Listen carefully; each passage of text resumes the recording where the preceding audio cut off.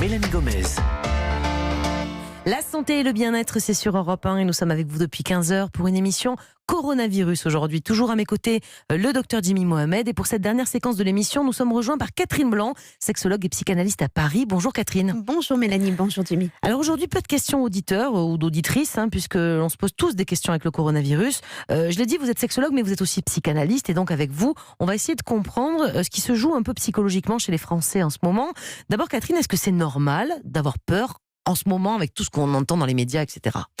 Bien sûr, et puis en plus, les médias qui sont censés nous rassurer, nous donner des informations, par le fait même de nous donner beaucoup d'informations, font naître des choses auxquelles on n'aurait pas pensé, et donc du coup démultiplient notre possible anxiété, bien évidemment. Donc avoir peur, ça c'est quelque chose de normal, mais c'est même ce qui nous permet de nous défendre. C'est pas parce que nous avons peur que nous prenons la fuite, c'est bien parce que nous avons peur que nous prenons des mesures pour nous protéger, ou que nous apprenons à prendre des mesures, sinon l'être humain ne serait pas encore sur cette planète, vu qu'il n'est quand même pas doté des plus grandes protections. Il n'a pas de carapace, il n'a pas de griffes, il ne court pas comme une voiture de course. Donc de fait, s'il est encore sur cette planète, c'est parce que justement sa peur et sa connaissance de sa fragilité lui a fait développer toutes les aptitudes de protection. Donc c'est une bonne chose, la peur. Mais comment on peut expliquer parfois quand elle n'est pas tétanisante? Bien sûr, c'est ça, parce qu'il y a des gens qui sont dans un état de psychose. On a vu des vidéos, par exemple, sur les réseaux sociaux, de gens qui fuient les personnes asiatiques dans le métro, des vidéos cachées. Enfin, on a vu des choses, des réactions un peu, complètement démesurées.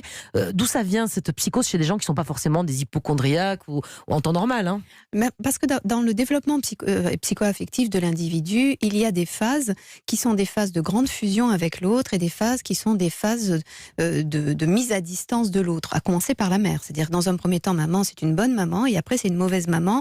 Tout ce qu'elle me donne à manger va me rendre malade, c'est pas bon. Tous ceux qui ont eu des petits-enfants, qui élèvent des petits-enfants, se rendent bien compte qu'il y a un moment de parano de l'enfant sur l'effet de nourriture, sur toucher ou sentir l'odeur de maman. Et quand je dis maman, c'est pour parler des tout-petits, mais c'est dire que c'est ça dans notre structure psychique.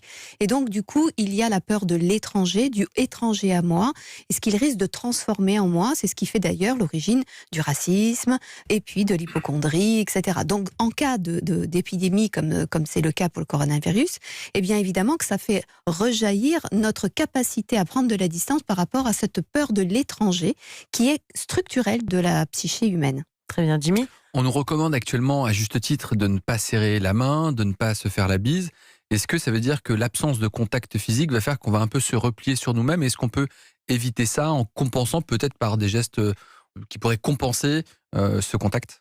Oui, alors surtout qu'on est en France, on est des latins, donc on est plutôt dans la proximité, on se touche, Jimmy, on a du mal à pas se faire la bise quand on se retrouve tous les jours. Même aux invités, maintenant, on se serre le coude là. Oui, vous mettez des coups de coude, Mélanie, mais ça c'est autre chose. C'est ça, donc du coup ça fait naître plutôt des choses plutôt agressives. Je ne suis pas sûre que ce soit une bonne chose, parce que vous êtes une bonne équipe, j'ai l'intention de... Oui, elle a un bon coup de coude, Mélanie, je peux vous dire que là dans les côtes, celui-là il fait mal. C'est pour dire bonjour, c'est gentil. D'accord. Oui, effectivement, c'est un moment où, du coup, comme notre façon de communiquer n'est pas que verbale, elle est aussi corporelle. Nous avons un body language. Donc, notre façon de nous prendre dans les bras, de nous embrasser, de nous serrer la main, notre façon de nous tenir la main plus ou moins fortement, tout ça raconte un lien à l'autre qui, du coup, nous laisse muets de cela, puisque maintenant on ne peut plus se toucher. Et du coup, non seulement on peut plus se toucher, mais en ne se touchant pas, on avoue être potentiellement dangereux pour l'autre ou l'autre dangereux pour nous. Ah, c'est exactement ça, oui. C'est vrai. Du coup, on a envie de dire, non mais j'ai pas peur de toi. Mais un peu quand même. Et moi j'ai envie de dire, je ne suis pas malade. Je ne suis pas malade, je peux t'approcher, exactement, c'est ça.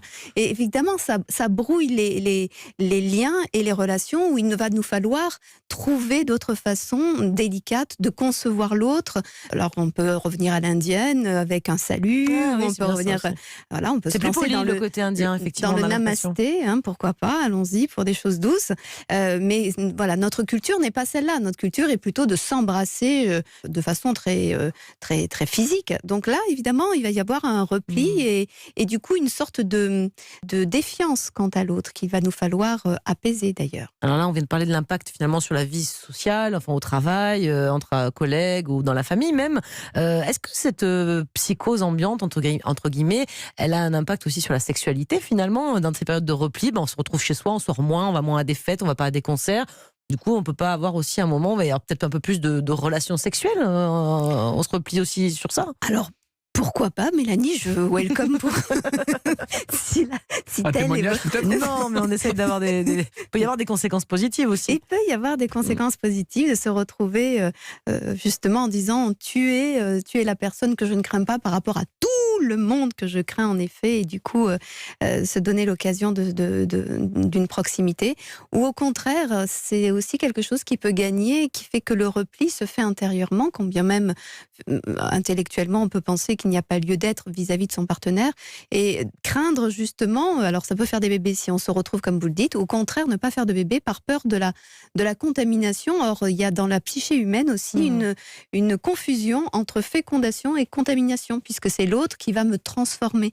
Et pour celles qui sont inquiètes et qui font cette confusion fortement, eh bien c'est plutôt celles qui vont être assez à distance de la sexualité pour ne pas être atteintes et transformées par même celui qu'elles aiment. Un petit conseil peut-être pour terminer, pour que cette anxiété générale ne nous gagne pas. Qu'est-ce que vous pouvez nous conseiller en ces temps un peu compliqués de situation épidémique en France? Alors déjà, moi évidemment, il y a un sujet qui me peine, c'est que moi qui suis une adepte des baisers, puisqu'on en a parlé longuement lors d'autres chroniques, et bien là c'est un petit peu au point mort. Les baisers à pleine bouche, langoureux, sont certainement pour l'instant un peu sur la touche, donc il va falloir les attendre comme au beau jour.